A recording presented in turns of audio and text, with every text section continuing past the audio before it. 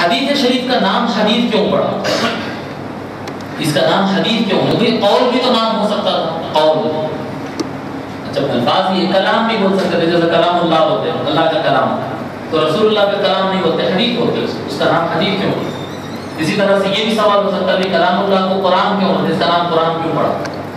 ٹھیک ہے، تو دونوں کا جواب سن لیجیے۔ قرآن کو قرآن اس لیے کہتے ہیں، یہ لفظ قرأ سے نکلا، قرأ، قرأ پڑھا، پڑھی جانے والی کتاب۔ کسی بھی چیز میں معنی میں مبالغہ کر دینا ہے بہت زیادہ، تو اس کو لگاتے ہیں عربی زبان میں الف نون۔ عثمان سے عثمان بنا، عثمان سے عثمان بنا، عمر سے عمران بنا، اسی طرح سے قرأ سے قراءہ سے قرآن بنا۔ سب سے زیادہ پڑھی جانے والی کتاب ہے، اور دنیا اس بات کی شاہد ہے کہ مسلمانوں سے زیادہ تعداد میں دوسرے لوگ رہتے ہیں، پر کتاب سب سے زیادہ پڑھی جانے والی تو قرآن ہی ہے جی، قرآن سب سے زیادہ، اس لیے اس کا نام قرآن ہے۔ اور حدیث کو حدیث کیوں کہتے ہیں، جو ہمارا مضمون ہے آج کا، حدیث کو حدیث کیوں کہا جاتا ہے؟ حدیث کا اصل معنی لینگویج میں آتا ہے، ایک تو معنی آتا ہے اس کا کلام، گفتگو، اور دوسرا اس کا معنی آتا ہے نیا، نیو۔ حدیث کا لینگویج میں ایک معنی ہوتا ہے نیا۔ جو لوگ عربستان، سعودیہ، قطر، امارات وغیرہ میں رہے، وہ کمپنیوں پہ نام دیکھتے ہیں کہ شریکت فلاں بن فلاں الحدیثہ، الحدیثہ، شو روموں کے بورڈوں پہ لکھا ہوتا ہے الحدیث، تو یہ حدیث کیا ہے؟ مینس نیو، نیا۔ حدیث کا معنی آتا ہے نیا، اس لیے اس کا نام حدیث پڑا۔ یہ آپ بولیں گے کہ اس کا نام نیا کیوں ہے، اس کا نام حدیث کیوں ہے؟ اس لیے اس کا نام حدیث ہے کہ اللہ کا جو کلام ہے قرآن کریم، وہ مخلوق نہیں ہے۔ کلام اللہ مخلوق، جیسا میں آج ہوں مگر پہلے نہیں تھا، آج سے 50 سال پہلے میں تو نہیں تھا جی، 100 سال پہلے ہم میں سے کوئی بھی نہیں تھا، رائٹ؟ ایک 500 سال پہلے تو یہ مسجد بھی نہیں تھی۔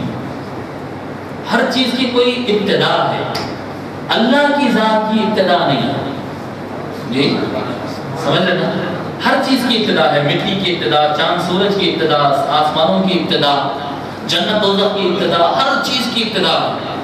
نور مصطفیٰ سب سے پہلے آقا صلی اللہ علیہ وسلم، اللہ تبارک و تعالیٰ سب سے پہلے کائنات میں حضور صلی اللہ علیہ وسلم کے نور مبارک کو پیدا فرمایا، تو اس کی بھی ابتدا تھی۔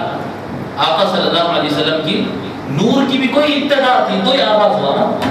اللہ کب سے ہے؟ کوئی ابتدا نہیں، کیونکہ ابتدا خود مخلوق ہے جی، ٹائم خود مخلوق ہے، سمجھ آ رہا ہے؟ جیسے کہ ہم پہلے بولیں گے تو کتنا پہلے، 4 گھنٹے پہلے، 4 سال پہلے، 4 صدی پہلے، 4 کروڑ صدی پہلے، 4 خرب صدی پہلے، جتنا بھی ہم جائیں گے یہ ٹائم ہے، اور ٹائم کو خود اللہ نے پیدا کیا۔ سمجھ میں آ رہی بات؟ تو اور قرآن جو ہے وہ قرآن اللہ کے الفاظ، اللہ کا کلام ہے۔ جو بھی کلام جس کسی کا بھی ہو، جیسے میرے الفاظ سننے کے بعد آپ بولتے ہیں کہ یہ آدمی اچھا ہے یا برا ہے جی، تو کلام جو ہوتا ہے وہ بولنے والے کی صفت ہوتی ہے، اس کی ایک وصف، جیسے کوئی آدمی ہوتے گورا ہے، کالا ہے، لمبا ہے، چھوٹا ہے جی، اسی طرح کی جیسے صفات ہوتے ہیں، ویسا کلام بھی متکلم یعنی بولنے والے کی صفت ہوتی ہے۔ اور اللہ تبارک و تعالیٰ اپنی ذات اور صفات کے ساتھ قدیم ہے، اس سے پہلے کچھ نہیں ہے، ایسا قدیم ہے اللہ تبارک و تعالیٰ کہ اس کے لیے کوئی پوائنٹ آف اسٹارٹ نہیں ہے، یہ پوائنٹ سے اسٹارٹ ہوا، جیسا نور مصطفیٰ ہے، کائنات پوری کی پوری جو بنی تھی اس کا اسٹارٹنگ پوائنٹ کیا ہے؟ اس کا اسٹارٹنگ پوائنٹ ہے نور مصطفیٰ، ٹھیک ہے، نور مصطفیٰ آقا صلی اللہ علیہ وسلم کا نور مبارک جو پیدا کیا گیا، یہ اسٹارٹنگ پوائنٹ ہے۔ اللہ کی ذات کے لیے ایسا کوئی پوائنٹ نہیں ہے۔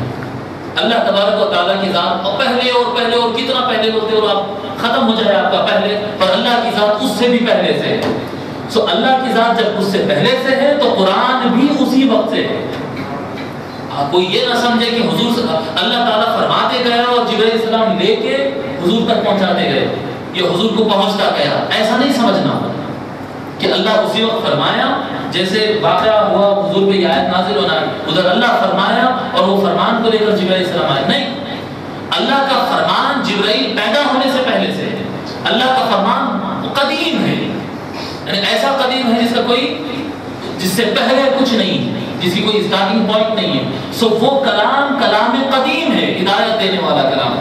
حدیث شریف بھی ہدایت دینے والا کلام ہے، پر یہ کلام کلام اللہ نہیں، کلام مصطفیٰ ہے. تو یہ کلام وہ کلام کے مقابل میں نیا ہے. سمجھ رہے نا؟ اس کا نام نیو کیوں پڑا ہے؟ اس کا نام حدیث. حدیث اس لیے بھی کہتے ہیں اس کو، حدیث اس لیے بھی کہتے ہیں کہ یہ کلام کلام اللہ کے مقابل میں، قرآن کریم کے مقابل میں نیا ہے، اس لیے اس کو حدیث کہتے ہیں. پھر اور ایک وجہ یہ ہے کہ حضور اللہ تبارک و تعالیٰ فرمایا وَأَمَّا بِنِعْمَةِ رَبِّكَ فَحَدِّثْ، کہ اللہ کی طرف سے جو ملے وہ اللہ کی نعمت ہی ہے، اللہ کی طرف سے. قرآن میں ہے مَا أَصَابَكَ مِنْ حَسَنَةٍ فَمِنَ اللَّهِ وَمَا أَصَابَكَ مِنْ سَيِّئَةٍ فَمِنْ نَفْسِكَ. تجھے جو اللہ سے جو کچھ تجھے اچھا پہنچتا ہے وہ اللہ کی طرف سے پہنچتا ہے، اور جو تجھے تکلیف پہنچتی ہے وہ تیرے طرف سے ہے.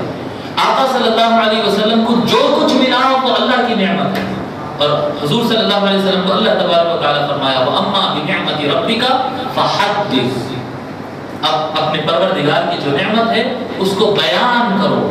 سو بیان کرنے کے لیے دوسرا لفظ کلام، قول، لفظ، کوئی بھی لفظ استعمال کر سکتا تھا اللہ تعالیٰ، مگر اللہ تعالیٰ لفظ حدث استعمال کیا، اسی سے یہ حدیث بنا.